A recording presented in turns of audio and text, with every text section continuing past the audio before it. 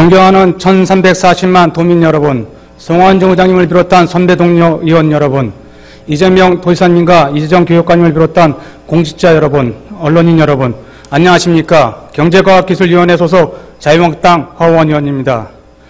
먼저 지난 8일 공청회에서 5.18 민주화운동의 역사를 왜곡한 자유한국당 국회의원 발언에 자유한국당 도의원으로서 심심한 유감을 표명하며 우리 자유한국당 경기도 의원들은 5.18 민주화운동의 역사성을 부인하지 않습니다.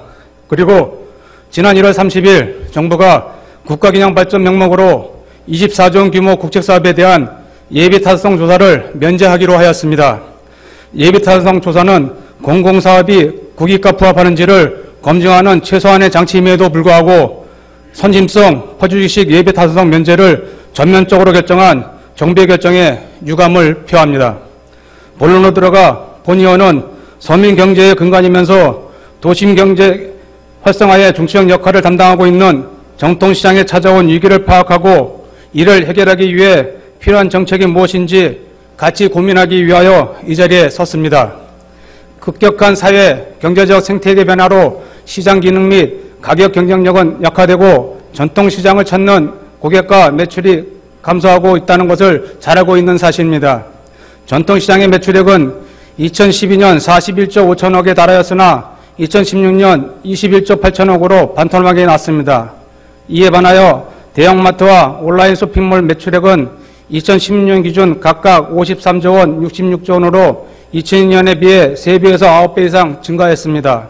이렇듯 유통라인별 매출액을 보면 전통시장의 비중은 감소하고 매출의 신장도 정체되어 있지만 도내 전통시장은 종사자 6만여 명, 점포수 4만여 개를 차지하며 여전히 꿋꿋하게 서민경제의 근간을 이루고 있습니다.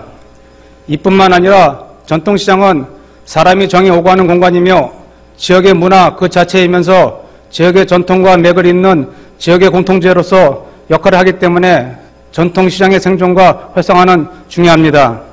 이러한 맥락으로 정부는 대형 유통업체의 영업시간을 제한하고 의무 휴업일을 지정하는 규제를 하고 있습니다.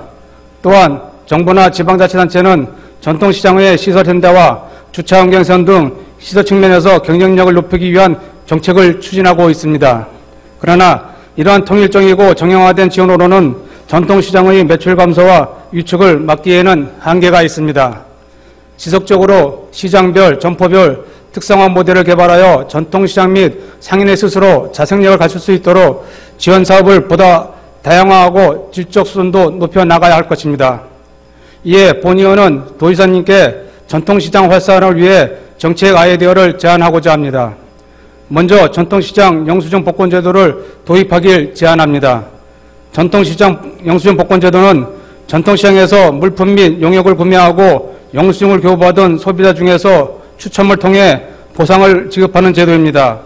본 제도는 전통시장을 찾는 고객에게 기억이 되는 이벤트가 될 것이며 당첨된 고객이 다시금 전통시장을 찾게 하고 단골 고객을 확보하게 할 것입니다.